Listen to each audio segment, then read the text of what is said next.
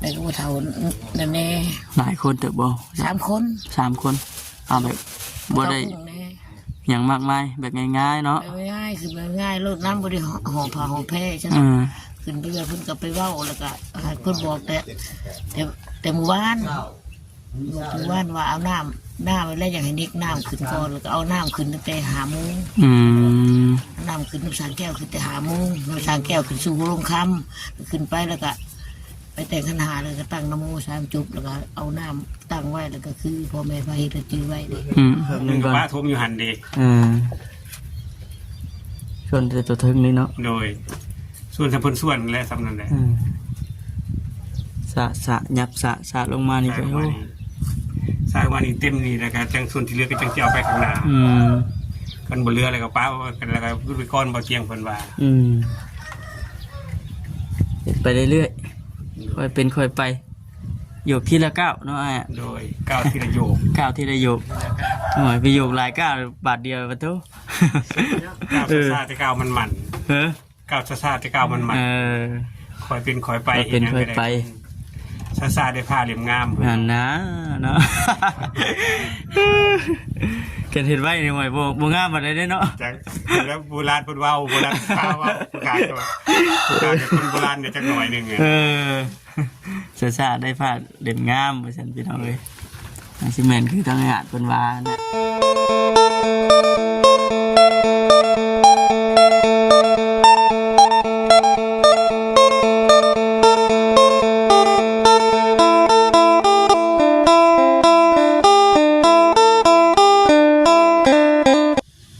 พี่น้องเลยเนาะเบิ่งมุมไก่ว่าฉันบัดนี้นางเปิดกล้องเปิดคลิปยูโฮมก่อนพี่น้องเลยเนาะก่อนเข้าไปทางเงินผู้ที่เพิ่นมาส่วนดินก็พักผ่อนก่อนเนื่องจากว่ามันแดดได้พี่น้องบัดนี้ช่วงบ่ายโมงบ่าย2 โมงนี่ป๊าดบอกเลยว่าแดดแห้งขนาดพี่น้องเลยเนาะบ้านเฮือนไออาจที่ว่าสำเร็จแล้วพี่น้องเลยเนาะแมลงนาชีได้ขึ้นไปอยู่ไปชนไปนอนนะพี่น้องเลยจากที่ทางไออาจเพิ่นว่ามาพวกหันเอาพี่น้องเลยพวกพ่อกับบ่าวคำคือเก่าเนาะนี่เอาก่อนอื่นกราบทักทายสบายดีแล้วก็สวัสดีเด้อพ่อแม่พี่น้องFCกันเบิดสุคนพี่น้องเนาะพวกพ่อกันคือเก่ามื้อนี้ก็อยู่ที่บ้านที่เฮือนไออาจเพิ่นมาคิดว่าทั้งช้างเพิ่นสิเฮ็ดคือมือก่อนนะพี่น้องมาพัดว่าแล้วฉันแล้วตั้งแต่9 โมงหรือว่า10 โมงกลางคืนพุ่นทางไอเตียงแน่แล้วก็ทางทีมงานสร้างเพิ่นพากันบุกว่าฉันเนาะฝนตกฝนดินกับบริยุทธ์บริยอนว่าฉันเฮ็ดให้มันแล้วมันทั่วครอบว่ายังครอบว่าอยากให้ทางไออาจและก็ทางป้าแล้วเนาะพี่น้องได้ขึ้นไปอยู่ไปส้นไปเช่าให้มันแล้วเพราะว่านับมือเลยพี่น้องนับมือฝนแห้งตกฝนแห้งกันลงช่วงเพราะว่ามันจะเข้าช่วงฤดูฝนแล้วก็เลยเร่งมือไปจัดเร่งมือให้แล้วจากที่ได้ยินทางอาจเพิ่นว่ามารวมเฮ็ดเฮือนใช้เวลาในการเฮ็ดเฮือนนี่ก็สิอยู่ในช่วงประมาณ3 มื้อกับครึ่งมื้อพี่น้องเนาะประมาณนั่นแหละถือว่าป๊อดไวสุดยอดแห่งขนาดพี่น้องเนาะนับถือสีมือสร้างเพิ่นรวดเร็วแล้วก็แน่นหนารวดเร็วแล้วก็แน่นหนาบ่มีบนตีเลยพี่น้องเนาะถือว่าป๊อดเทปูนใส่ตีนเสาคักปัญญังบัดชัดนี่แหละพี่น้องเลยมื้อนี้ก็เดินทางมาผู้เดียวมาพอทางเบานิ้วเพิ่นมาดินน้ำไม้อาดเพิ่นก็ได้เนาะจะได้กระฝากนี้ได้พี่น้องเด้อเนาะฝากเข้ามากดติดตามรับชมนะฝากเข้ามากดไลค์กดแชร์ฝากเข้ามาเป็นกำลังใจให้ทางบ่าวคำเนี่ยเด้อพี่น้องเลยพอได้มีกำลังใจเฮ็ดคลิปให้กับ FC ได้เบิ่งได้ชมน้องกันว่าซั่นจบจากนี้ก็เป็น สิได้เดินทางกลับได้ละพี่น้องทางบ่คำก็ได้เนาะ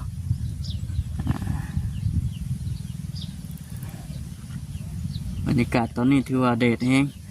เมื่อวานนี่นะบอกเลยว่าป๊อถือว่าโชคดีพี่น้องไปพักกันมาถ่ายคลิปไม่อาจเพิ่นแล้วก็มืดฟ้ามืดฝนโชคดีสิว่าทั้งบ่คำบ่จิตออกไปวิทย์หน่อยหนึ่งพี่น้องเพราะว่ามันมีกองขี้ดินตันทางอยู่หันเด้กองขี้ดินตันทางอยู่หันเลยฝนตกมาแล้วมันทีออกไปยากขี้ดินดากขี้ดินเพื่อนเอามาถมเพื่อนในอาจเพื่อนนี่เอานะพี่น้องเลยกลับไปถ่ายพร้อมกันเลยบ่ยังอยู่บ่ยังอัพคลิปลงอยู่เอาสวัสดีเด้อยังอัพคลิปลงอยู่แม่เป็นอะไรใส่วีดีโอสามเพื่อ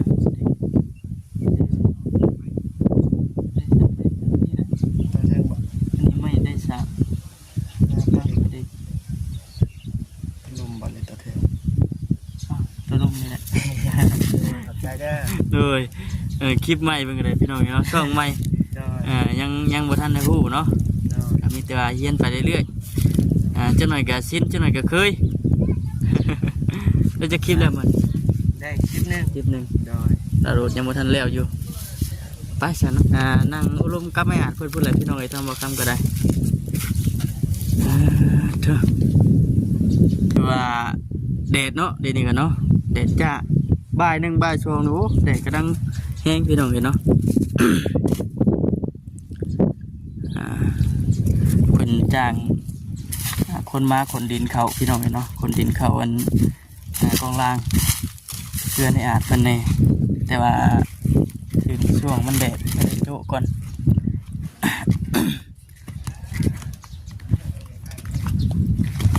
เป็นเสาเป็นอย่างนี้ป้า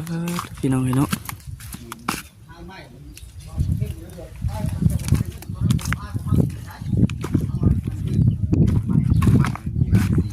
เฮ็ดจังไดป้าสบายดีแดดบ่นั่งนี่ก็ได้นะเฮานะยับเข้ามาโอ้ยมากันเลยบ่แรงนี่โอ้เส้นแล้วบ่แรงนี่เนาะว่าเลยจังว่าบ่พื้นว่าบ่แรงขึ้นไปอยู่แล้วบ่แรงนี่เนาะขึ้นแล้วทยอยเจอน้อยแล้วเอาไปเดียวบุญวัดก็บ่ได้แล้วบ่มันเปียกโซนเปียกใช่ตาเอาเป็นในบ้านนี่บ้านเนี่ยโอ้ก็เติบหนึ่งแล้วเปียกบ่ก็บ่ได้เปียกกับพุ่นกับพระจังหน่อยนึงเพราะว่ามันตกอยู่พุ่นแต่มันบ่ได้ล้มว่าจากลงมาเลยมันก็ลงมาเลยโชคดีเนาะโชคดีแต่ว่าล้มน้อยๆนึงมันก็นั่นตัวเข้ามาหน่อยนึงถือว่าบ่เปียกแห้งบ่ได้เนาะแล้วก็ยายมาทางนี้เอาผ้ากั้งมันก็บ่ได้เข้าตอนนั้นมันก็ผ้าเลยนึงทยอยขนเครื่องขึ้นแมลงนี่ก็ได้โอ้นอนรับฝันดีแล้วฝันเอาเลขเด็ดเนี่ยเด้อป้าเด้อได้เด็กเด็ดแล้วก็อย่าลืมบอกเนี่ยเด้อพันกับเชือกแม่นนี่นะกับแน่นอนไปเลยว่าเอาขัดจะเด้อผมเอาหมดที่แล้วทางใหม่กับแน่เนาะเพื่อนนอนบ้านใหม่พัดม่วนเขาเนาะพัดเลขโอ้ขัดเป็นอย่างนี้เนาะบัดที่นี่โบได้นอนกลางค่ำกลางคืนกับโบได้ระแวงปันใดบัดนี้นอนอยู่นี่ก็คือว่าในปีเราเนาะมันระแวงเลยนี่ฟ้าฝนลงมาก็เผยกลางคืนมาทีโบได้นอนทำจักโอ้ก็กล้วยเจ้าอามาเลยเนาะบัดนี้เนาะมาเลยอามาเมื่อนี้บ่ว่านบ่อามาทั้งแม่ทั้งลูกเลยเนาะคูณเลยยังอีกยังอยู่มันจะขอกินไข่ได้ยังพริกกันยังมันยังเมื่อยแห้งอย่าไปเอายุ่งเมื่อย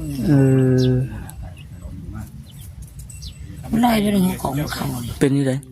มันลอยเมื่อยเขามีแห้งอะไรมันเอาเห็ดอีกลายมันเพี้ยเนาะไปลุ่มมาได้กระลับมานั่นหักตัวมันห้องเอ้าแล้วมันลุ่มไปแล้วกระลับ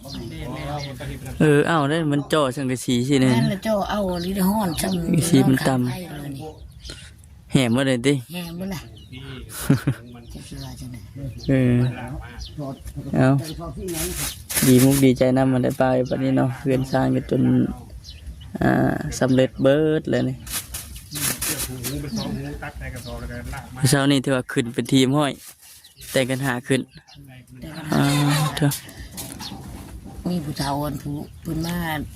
เรื่อยเด็กผู้เฒ่าอยู่เพิ่นมาชวนเฮ็ดจอยเพิ่นอีตนด้วยเพิ่นก็มันก็บ่เป็นบ่รู้จักกันนี่เพิ่นก็รู้จักกับเฮาดีเด้ เพิ่นเฮ็ดได้ เพิ่นต้นว่าก็ขึ้นเฮือนก็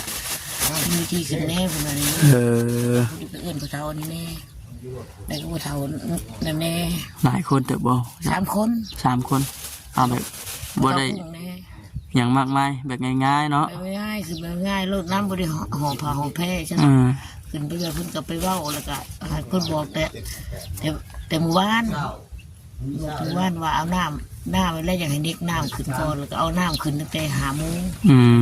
ม น้ำขึ้นน้ำสางแก้วขึ้นแต่5 โมงน้ำสางแก้วขึ้นสู่หัวลงคำขึ้นไปแล้วก็ไปแต่งขันหาเลยก็ตั้งนะโม3 จุบแล้วก็เอาน้ำตั้งไว้แล้วก็คือพ่อแม่พาเฮ็ดจื้อไว้เด้ อืม ก็ลงมาแล้วก็ลงมาพอดีลงมาฮอดเพิ่นมาฮอดแล้วเพิ่นบอกว่าเอาเสื้อยังขึ้นไป คือเฮ็ดเฮาสินอนแหละเอาขึ้นไปแล้วก็เอาขึ้นไปแล้วมันชุ่มแน่แล้วก็เอาลงมาตากเลย อืมได้เตียนแล้วก็ยังไม่ทันออกมาใช่บ่ แต่ โอ้ย แล้วขึ้นธรรมดา แม่นแล้วเนาะ มันก็บ้านก็สำนักเนาะมันก็สำว่ามีแต่บ่นอน อืม อันนี้ปกติคันที่ว่าเอาแต่หีดแต่คองเนาะอันนี้เฮาคันว่าสิมีแต่คลัมเฮาก็บ่ได้อยู่ บ่เวลา ปกติมันต้องเสามันต้องเก้าต้น อืม ไอ้เฮ็ดแบบนี้มันก็ต้องเป็นเหล้าเขาอันนี้เฮาก็เฮ็ดแบบเป็นพิธีซื่อ เออ ๆเพื่อว่าลึกหีดพ่อของแม่เฮา แม่น เขาก็เอาขึ้นขันหาศาสนาพุทธเนาะเอาขึ้นขันหาแล้วก็แล้วแหละขอพ่อขอแม่คุณพุทธธรรมเนาะ แม่น เราก็เฮ็ดตามที่พ่อแม่เพิ่นพาเว้า พ่อแม่เพิ่นพาเฮ็ดได้ใดเฮาก็เฮ็ดไปตามนั้นแหละ ดีก็ในตัวเฮาเอง แนวใดมันดีเฮาก็ว่าเอา แล้วก็ว่าไปก็เท่านั้นแหละมื้อเช้านี่ก็มีผ้าขาวผ้าหนึ่งแล้วกับผู้ที่ไปซื้อของกินสุกมาแล้วก็ว่าเฮ็ดผ้าขาวผ้าหนึ่งเพิ่นก็กินคนละคำ2 คำนำแล้วก็ไป ก็เป็นพิธีเนาะ ดูเจ้าเฮ็ดอื้อซ่ามากมายแล้วก็ บ่ลุ่มตุ้มตุ้ยเด้อเนาะ ตัวแล้วก็เฮ็ด ถือว่าโอ้ยฉันนี่ก็ถือว่า แม่นแต่ว่าแม่ว่าเนาะ แม่นแม่น คันสิขึ้นอยู่งกก็บ่เป็นว่า เอออย่างน้อยเขาก็ต้องคือทั้งแม่ทั้งป้าละวามาแล้วพี่น้องเอ้ยเนาะ ศาสนาพุทธเฮามันก็ต้องว่านั่นแหละ ก็ขึ้นแบบง่ายๆขึ้นแบบผู้เฒ่าผู้แก่ อืม เอาขันหาขึ้นแล้วก็เอาน้ำมาในขึ้นไปแล้วก็แล้วดี แล้วถือว่าโอเคแล้วสำเนียงก็ได้ อืม มีแต่ว่าทยอยคนเครื่องขึ้นไปน้ำมะเร็ง แล้วก็เป็นพวกบ่ ดอกขึ้นดอกไผ่ก็ยันเอาขึ้นไปเกาะพุ่นอยู่เนาะเนาะวันนี้เนาะ โดย อืม ก็เป็น เดี๋ยวมาฮอดเมื่อเช้านี้ตกใจได้อเนาะเอ้ามาวันนี้พวกเราแล้วเลยท่าสีเป็นทีห้อยเหมือนกัน ไปเฮ็ดต้นได้อยู่นี่ว่านนี่คือว่า ว่านี่ก็เพิ่นเฮ็ดมันจนเกือบ10 โมงบ่ อืม เทตีนเช้าก็ถึง ป้า ลูกน้อง โธ่ เขาพลึกก็เรียนบ่เตียงก็เลยอยากให้ได้พลึกก็เลย เจ้าก็นั่งเบิ่งคิดได้ติ นั่งเบิ่ง ไม่รับบ่ คืนก็นั่งเบิ่งว่านอนตากแดดฉันนอนตากแดดแน่นอนนี่ควันออกควันตรวจ เป็นนี่ได้ รับว่านี่ จุด มือ จุด นี่ก็รับ จนสิชุกดิ โอ้ยปานหูเมื่อก็ไม่รับต่ออีก โอ้ มันเพลียเนาะมันเมื่อยมันเพลียเบิ่งเสียงเว้าก็จนดันออกมาพอแห้งกันบ่เว้าก็บ่ได้เว้าอย่างนั้นแหละ แล้วแต่ว่าเราก็คือว่าในต่างๆแล้วก็แบบช่วงแรงๆช่วงแรงมันจะไปคนเอาเครื่องอยู่พุ่น บ้านแดด โอ้โหเนาะ บ้านแดด เออ บ้าน มันจะปลูกแถวแจหั ใช่ วแจ เบา แค่ใช่ไหม เบาในบุถ่ายบ้านนี่ถ่ายหาบนพวงนั่นแหละ ใคร เบาจังบุถ่ายอ่ะวันหาบนพวงว่าแบกพวง เออ ปันมืออื่นบุละมือได้แล้วจะสิได้ปลูก ดีกันถ้าคนมาไหวพี่ก็ได้มันใกล้หูใกล้ตาเขาแน่ อืม อยู่พุ่นหมดเนาะ อืม หัวแค่กับมากเบิดเด้อบ่ ยัง ยังอยู่ มางบ่ได้แล้วมันสิเขา มันมีเครื่องปลูกของพังเขาอยู่เนาะ เอาเครื่องปลูกเบิดแล้วเขาก็มางให้เขาก็เลยเอาพอเอาแล้วก็เอาตัวพอเอาแล้วก็ยา ได้เบิดคือกันเขียนว่าเขาเอามาเขียนว่านั่นก็มาเฮ็ดเป็นพื้นเป็นหยังนี่แหละบ่ได้ หัวมันหัวไม่เลยแล้วนี่หัวแบบนี้นะ เป็นนั้นบ่บ่ได้อันเฮ็ดพื้นเฮ็ดรั้วใช่แล้ว อืม เอาเดี๋ยวสิไปเลาะเบิ่งก่อนเด้อเสียเด้อจบคลิปนี้ก็แม่นเมื่อป้าเราก่อนบัดนี้ มาคือเก่ามาเยี่ยมมายามไม่ใช่เลย อั นะ นตรายเนาะ ฮะ ทางอันตรายทางนี่อันตรายแห้งขนาด อันตรายกันหลายคอยได้ บ่มาได้ไอ้อ่านแล้วก็เงาตีเนาะบ่มาได้เฮือนใหม่แห้งมาเยี่ยมมายามเรื่อยแล้ว สบายดี เขากินน้ำแล้วบอกคำเอ้ย โอ้ยยังเลยเนาะพูดเลยบัดยังขี่จบจนนี่ก็เป็นเมื่อเลยแหละ ทำให้กันแล้วบอกคำกินย่อๆ โอ้ยบ่เป็นหยังดอกเนาะ ยังย่ออยู่จะ มาเยี่ยมมายามใช่ไหมครับไปเลยมาดินมานั่งดินน้ ผมขอบใจเดียวบอกคำเด้อเจอกันเด้อ ำมานั่งดินน้ำเด้อพักบ่เพิ่นพักเที่ยง ผักเที่ยง กินข้าวหากระยาเพิ่นพักเที่ยงก่อนเนาะ แดดมันร้อนแห้งเพิ่นก็ยังเป็นลมเป็นแรง เดี๋ยวแดดสิล่มตึมเลยเอาอีกแล้ว เลย ก็จะไปหามกันอีกแล้วนะ ทางยากๆแล้ว กิโลจักเลยบ่ แบกเชือกจักหรือเปล่า สุกแลนเราวันนี้เนาะผมเป็นขับแลนเลยสุกแลน สุกเล่นเลย ยันไปพระราชตึก จักรทีสิติดเครื่องที่จักมันไปบ่ได้สุกแลนเรา บ่ทันใจดิ ไม่ทันใจวันนี้มาหัวกันเนาะเนาะ เด้อมันถึงช่วงมันเนาะช่วงบ่ายนี่อยากแดด โดยคันเบิดแดดก็จะเป็นฝนได้บัดนี้เลย อีกจะหน่อยหอย2-3 โมงคือเมื่อวานนี้แล้วเนาะบ่จักลมบ่จักมืดยังผ้าเดือมผ้าดังเมื่อวานเนี่ยมาพร้อมเดียวกันพี่น้องป้าเท่ากัน ตกกระตกแล้วบัดนี้มองสุดมองเศร้าแล้วบ่ครับ บ่ยากดอกวันนี้เนาะ พอมีสีผ้าใส่แล้วใครแล้วตะกี้คนตกผ้าห้องก็ขี้ง้อจนยกมือเสียหัวขอโทษนำเว้าจนบ่อยากให้ตกแล้วคันคนบ่ตกเพิ่นมีพวกเพิ่นเห็นหน้าเพิ่นก็ด่าเฮาอีกบัด ผู้เฮานี่บ่อยากให้ตกบ่ได้เด้เนาะ เอาเฮาบ่มีหม่องอยู่เฮาก็บ่อยากให้ตก บัดนี้พวกที่หน้าก็เดือดร้อนอีก เดือดร้อนอีกเนาะ เพิ่นฟังความเฮาเลย โย นะบัดนี้ตกก็ตกแล้วตกก็บ่มีหม่องสิพาอาศัยแล้วก็ผมเข้าใจนำ FC ผู้ใหญ่ใจดีทุกท่านเด้อผ่านซองเบาคำให้อยู่ดีเป็นสุขสาธุ ถูกเนาะแล้วผู้ใหญ่เพิ่นได้เห็นแล้วก็ได้เบิ่งแล้วก็ดีใจนํเพิ่นก็ได้ โดย เพราะว่าเพิ่นก็ติดตามเบิ่งตั้งแต่แรกๆผู้ใดติดตามเบิ่งทั้งคลิปของไอ้อาจเพิ่นตั้งแต่ทั้งไอ้เตียงเปิดเข้ามาแน่ก็แม่น โดย บ่คำเข้ามาหาช่วงแรกๆนั่นก็แม่นคอมเมนต์เข้ามาติดตามเบิ่ง โดย จนมาฮอดปัจจุบันนี่พี่น้องเนาะมีบนอยู่บนชนนี่ก็พาโล่งใจนํเพิ่นก็ได้ โดย ตะกี้ก็คือว่าได้ไปเห็นกระต๊อบน้อยแล้วเนาะตะกี้ก็ยังบ่ได้ซ้ำนี่ซ้ำก็เลยมีอันเพื่อนอยู่เลยก็เอา โดย ดีมุกดีใจนำว่าซั่นเกิดว่าฝนตกมาอีกนี่สิยากเด้อเนาะเหนียวเติมอีก เหนียว เดี๋ยวนี่ก็ยามันดอกบ่คำให้พ่อลีก็อยู่นะลีกไปนี่ตั้งพนานี่ย่างไปนี่ได้อยู่แล้วเขาก็บ่ได้ออกไปใช่นะ บ่พูดว่าทั้งเพิ่นชวนนี่นะ อ๋อคันฝนตกนี่ก็ส่วนยากอยู่เลย ชวนยากแล้วนี่ ส่วนยากอยู่ก็บ่เป็นหยังดอกปล่อยไป คือว่านั่นเพิ่นว่าชวนมานี่จะตั้งนั้นอีกสะลงไปพุ่นอีก10หลังรถ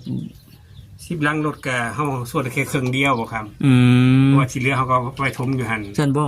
มันก็เหลือหามันก็ส่วนหารถ ไรแล้วพอที่ส่วนแค่ครึ่งนึงนะรถนึงคือส่วนแค่ครึ่งเดียว ชวนมาเครื่องหนึงก่อน ว่าถมอยู่หั่นเด้ ชวนแต่ตัวถึงนี่เนาะ โดยส่วนทำเพิ่นส่วนและสำนั้นแหละ สะยับสะลงมานี่ก็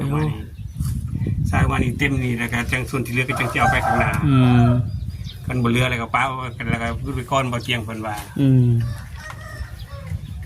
เป็นไปเรื่อยๆค่อยเป็นค่อยไปโยกทีละก้าวเนาะอ่ะ โดยก้าวที่ระโยก ก้าวทีละโยกไปโยกหลายก้าวบาทเดียวปะทุ ก้าวซ่าๆแต่ก้าวมันมันก้าวซ่าๆแต่ก้าวมันมันคอยเป็นคอยไป เป็นค่อยไป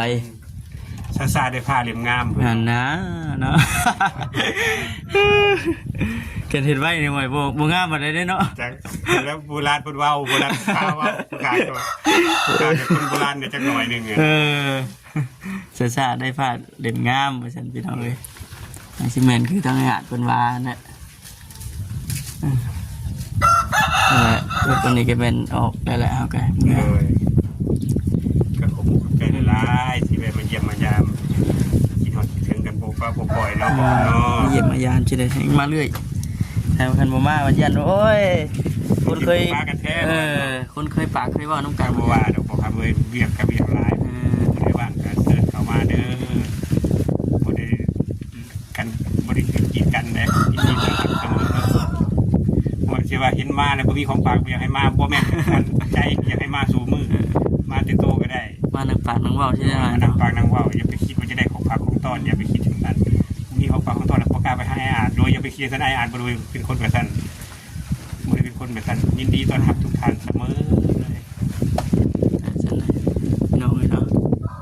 เอามีแต่ว่าสิกลับปะได้เด้อจ้าเด้อ โดยโชคดีเด้อพวกคำเด้อเดินทางปลอดภัยทางไป เมื่อหน้าเมื่อในพุ่นแหละสิมาหาใหม่ โดย สบายดีไอ้ สบายดีFC ทั้งหมดเลย เป็นพักผ่อนก่อนทางเจ้าได้บ่นิวอีกจังหน่อยพอได้เนาะจังสิได้ ออกป้องกัน ครับฮะ ป้องกัน พร้อมกันบ่ฮะบ่ถ้าทางไอ้เตียงเพิ่นมาเบิ่งก่อน แต่ว่าเรื่องช่องนี่ติดตั้งเองเลย แม่ เออ จักผ่านบ่ผ่านบ่ฮู้ ผ่านบ่ผ่านสิ คิ ฮู้ ดยังบ่ได้อยู่ เป็นได้สัญญาณบ่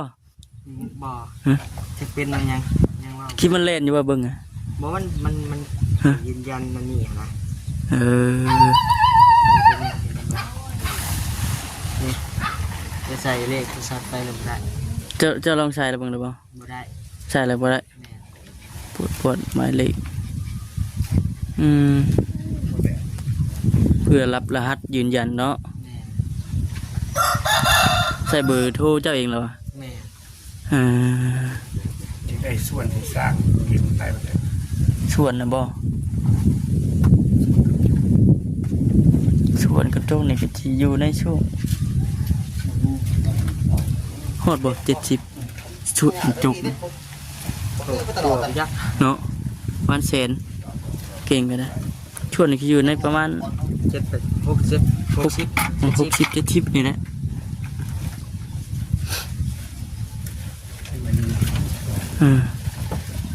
ส่วน ไปใหญ่ๆกว่านี้จังเลย เหียนเนาะส่วนกัน นะโอเคพี่น้องไอ้น้องมีตัวสิจบคลิปก่อนจะไหนกันอยู่ดีไม่แห้งเด้อพี่น้องเด้อสบายดี